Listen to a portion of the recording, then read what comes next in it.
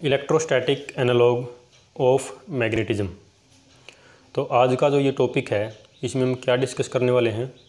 यहाँ पर हम डिस्कस करेंगे electrostatic analogue of magnetism. Means कि हमने इलेक्ट्रिसिटी और मैग्नेटिज्म दोनों के बारे में पढ़ा है। यहाँ पर हम जैसे कि अब डिस्कस कर रहे थे मैग्नेटिज्म के बारे में।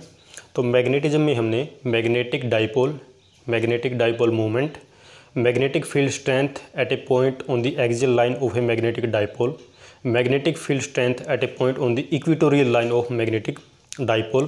तो ये हमने यहाँ पर जो है डिस्कस किया है अभी। ठीक है, तो हम यहाँ पर अब क्या करने वाले हैं, हमने यहाँ पर मैग्नेटिज्म के अंदर ये सब चीज़ें फाइंड की हैं। हम क्या करेंगे, इलेक्ट्रोस्टैटिक या फिर बोलें इलेक्ट्रिसिटी के अंदर हम देखेंगे कि क्या उसका कोई एनालॉग वहाँ पर है। एनालॉग मीन्स उसके सापेक्ष, हिंदी में इसका मीनिंग क्या होगा एनालॉग का, सापेक्ष या समकक्ष। ठीक है, मीन्स वैसे कि जैसे ही हमने यहाँ पर जो टर्म फाइंड की थी, ठीक है, मैग्नेटिक फील्ड स्ट्रेंथ जो हमारे पास आई थी, जो हमारे पास टॉर्क आया था, ठीक है, जो पोटेंशियल एनर्जी आई थी, तो वो वैसे का वैसा सिमिलर इलेक्ट्रिसिटी में भी होता है या नहीं होता है। ठीक है, ये चीज़ यहाँ पर हम जो है डिस्कस करेंगे, उसका एक तरह से कंपैरिजन करेंगे। तो देखिए हम कैसे करेंगे इसके अंदर।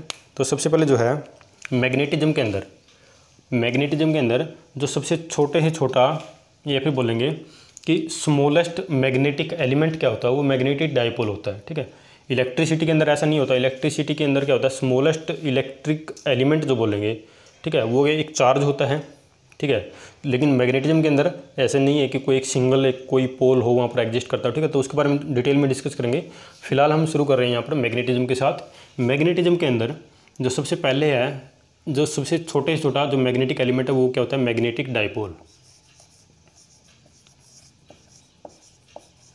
मैग्नेटिक डाइपोल, ठीक है, सबसे छोटा एलिमेंट मैग्नेटिज्म के अंदर यही होता है।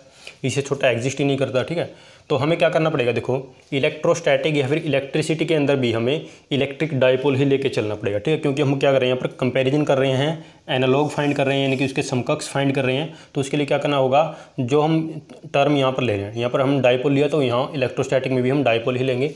यहाँ पर हम लेंगे इलेक्ट्रिक डाइपोल।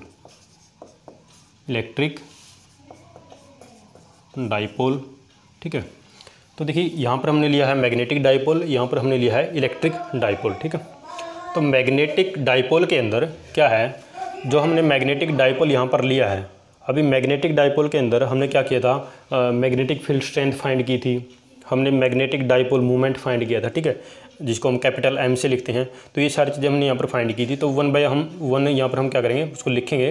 तो देखिए सबसे पहले क्या है, magnetic field strength eight A point on the axial line of magnetic dipole. कोई मैग्नेटिक डाइपोल है, उसकी एक्सियल लाइन पे हमने क्या किया था, मैग्नेटिक फील्ड स्ट्रेंथ फाइंड की थी। वो क्या आई थी, दैट वाज μ0/4 पाई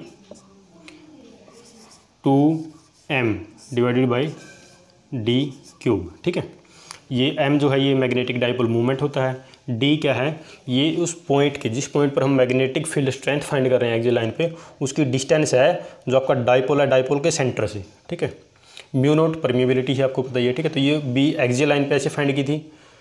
उसके बाद फिर इक्वेटोरियल लाइन पे फाइंड की थी। b जो है इक्वेटोरियल लाइन के लिए क्या आई थी, μ0/4 पाई m डिवाइडेड बाई d³। ठीक है, उसके बाद हमने क्या फाइंड किया था, यहाँ पर b हमने फाइंड कर ली। ठीक है, मैग्नेटिक डाइपोल के लिए।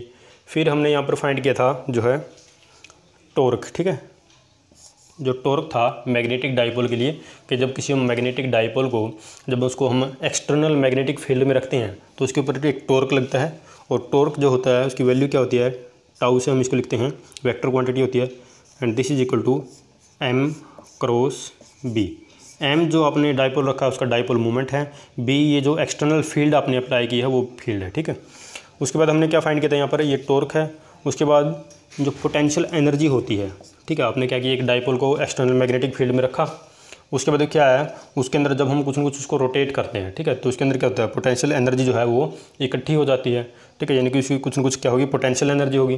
पोटेंशियल एनर्जी जो डाइपोल की होगी किसकी वजह होती है, ड्यू टू पोजीशन। ठीक है, देखो जो पोटेंशियल एनर्जी होती है वो होती है पोजीशन की वजह से। तो क्या होगा यहाँ पर, देखो डाइपोल की जो पोजीशन होगी एक्सटर्नल मैग्नेटिक फील्ड में, उसकी वजह से उसकी कुछ न कुछ पोटेंशियल एनर्जी होगी, और वो एनर्जी क्या होगी,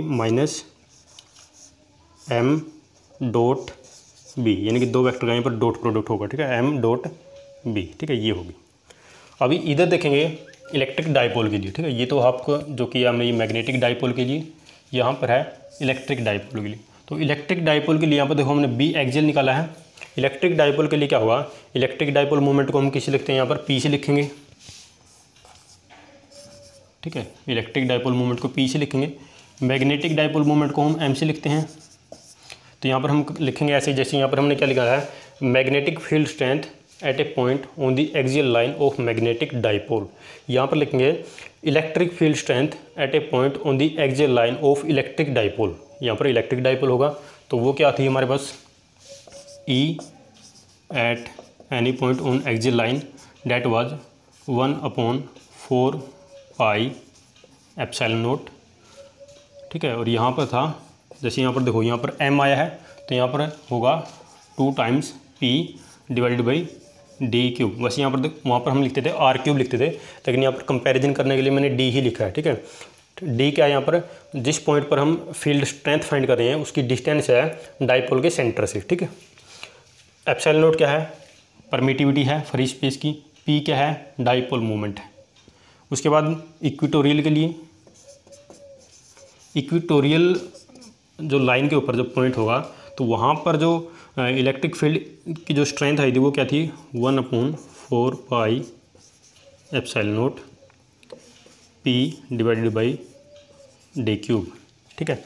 उसके बाद यहाँ पर हमने टॉर्क निकाला, तो यहाँ पर भी जो इलेक्ट्रिक डाइपोल है, इलेक्ट्रिक डाइपोल को जब हम एक्सटर्नल इलेक्ट्रिक फील्ड में रखेंगे तो उसके ऊपर भी एक टॉर्क लगेगा, ठीक है, एक रोटेशनल फोर्स लगेगा। और वो क्या होगा, टाउ से उसको लिखेंगे, वेक्टर क्वांटिटी है। इट विल बी, इधर देखो क्या लिखा था मैं, m क्रॉस b लिखा है, यहाँ पर क्या लिखेंगे, m की जगह आ जाएगा यहाँ पर, ठीक है। Electric dipole moment p cross और b की जगह आएगा electric field, external electric field में रखा है तो यहाँ पर इलेक्ट्रिक फील्ड आएगा। उसके बाद यहाँ पर देखो पोटेंशियल एनर्जी लिखी थी, यहाँ पर भी क्या होगा, डाइपोल जब एक्सटर्नल इलेक्ट्रिक फील्ड में रखा है तो उसकी भी कुछ ना कुछ पोटेंशियल एनर्जी होगी। और वो पोटेंशियल एनर्जी क्या होगी यहाँ पर, दैट विल बी, यहाँ पर लिखा है -m.b, यहाँ पर हम लिखेंगे -p.e, ठीक है। तो ये देखो, ये हमने कंपैरिजन किया है एक तरह से इलेक्ट्रोस्टैटिक एनालॉग ऑफ मैग्नेटिज्म। इधर मैंने जो मैग्नेटिज्म के अंदर, ठीक है, मैग्नेटिज्म के अंदर जो जो हमने फाइंड किया था, ठीक है, मैग्नेटिक फील्ड स्ट्रेंथ फाइंड की थी एक्सियल लाइन पे, इक्वेटोरियल लाइन पे, टॉर्क और पोटेंशियल एनर्जी, वही हमने इलेक्ट्रिसिटी या फिर बोलेंगे इलेक्ट्रोस्टैट में भी हमने फाइंड की थी वो सारी चीज़ें। तो आप देख सकते हैं एनालॉग यानी कि इसके जो है समकक्ष देख सकते हैं। देखो ये एक्सियल लाइन पे था, ये भी एक्सियल लाइन पे है। देखो यहाँ पर क्या लिख रहे थे, यहाँ पर m लिख रहे थे, ठीक है, मैग्नेटिक डाइपोल मोमेंट, वहाँ पर हम लिखेंगे इलेक्ट्रिक डाइपोल मोमेंट। बाकी ये तो सेपरेशन है वो तो सेम ही है, ठीक है। इधर क्या आया था, परमिबिलिटी आया था, इधर आ जाएगी परमिटिविटी ऑफ फ्री स्पेस, ठीक है। ये इक्वेटोरियल के लिए था, यहाँ पर क्या वही m को, इसमें m है तो वहाँ पर p आ जाएगा, ठीक है। और बाकी म्यू नोट की जगह वहाँ पर ई नोट आ जाएगा, ठीक है। जैसे यहाँ पर देखो एक्सियल और इक्वेटोरियल में क्या डिफरेंस था, यहाँ पर एक्सियल का जो इक्वेटोरियल पे जो फील्ड स्ट्रेंथ आया था उसका 2 टाइम्स था, सेम यहाँ पर भी है। इक्वेटोरियल पे जो आपका फील्ड स्ट्रेंथ आया है एक्सियल पे उसका 2 टाइम्स हो रहा है, ठीक है। फिर टॉर्क जो यहाँ पर आया था m क्रॉस b आया था, ठीक है, मैग्नेटिक डाइपोल मोमेंट, और उसका क्रॉस प्रोडक्ट किसके था, एक्सटर्नल मैग्नेटिक फील्ड के साथ। यहाँ पर भी क्या है, यहाँ पर हम लेंगे इलेक्ट्रिक डाइपोल मोमेंट और उसका जो क्रॉस प्रोडक्ट किसके साथ, जो एक्सटर्नल इलेक्ट्रिक फील्ड आपने अप्लाई किया है। इसी तरह से ये पोटेंशियल एनर्जी के लिए, ठीक है। तो ये हमने क्या किया है, इलेक्ट्रोस्टैटिक एनालॉग फाइंड किया है ऑफ मैग्नेटिज्म, ठीक है, मैग्नेटिज्म का। तो यहाँ पर जो एक मेजर जो डिफरेंस मैं आपको बताने जा रहा हूँ यहाँ पर क्या है, जो हम जिसको हम बोलते हैं फंडामेंटल जो डिफरेंस है इलेक्ट्रिसिटी में और मैग्नेटिज्म में, वो क्या है। तो यहाँ पर लिखेंगे फंडामेंटल डिफरेंस, ठीक है, बिटवीन इलेक्ट्रिसिटी एंड मैग्नेटिज्म। तो फंडामेंटल डिफरेंस क्या है, फंडामेंटल डिफरेंस इसके अंदर एक ही है जो हमें देखने को मिलेगा, वो ये है कि इलेक्ट्रिसिटी के अंदर एक सिंगल आइसोलेटेड चार्ज एग्जिस्ट करता है। यानी कि हम ऐसे लिख देते हैं, जैसे एक पॉइंट ये ऐसे, ये कोई चार्ज है, ठीक है, क्यू चार्ज है, या फिर यहाँ पर लिख दिया कोई चार्ज है, -q चार्ज है, कुछ भी, ठीक है। यहाँ पर एक लिख सकते हैं, एक सिंगल आइसोलेटेड चार्ज इलेक्ट्रिसिटी के अंदर एग्जिस्ट करता है।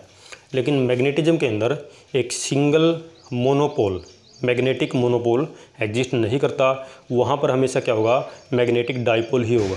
यानी कि सिंपलेस्ट छोटे से छोटा मैग्नेटिक एलिमेंट क्या है मैग्नेटिज्म के अंदर, वो है मैग्नेटिक डाइपोल, ना कि मैग्नेटिक मोनोपोल, ठीक है। तो ये फंडामेंटल डिफरेंस है कि इलेक्ट्रिसिटी के अंदर तो क्या है, एक सिंगल